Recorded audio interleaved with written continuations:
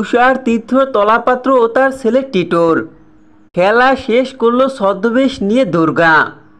বিস্তারিত সম্পূর্ণ জানতে হলে ভিডিওটি না টেনে দেখতে থাকুন শেষ পর্যন্ত। টিটুকে তো ভালোবাসার ফাঁদে ফেলে রামধুলাই দিয়েছে দুর্গা। দুর্গার হাতে রামধুলাই খেয়ে জব্দ হয়েছে টিটু।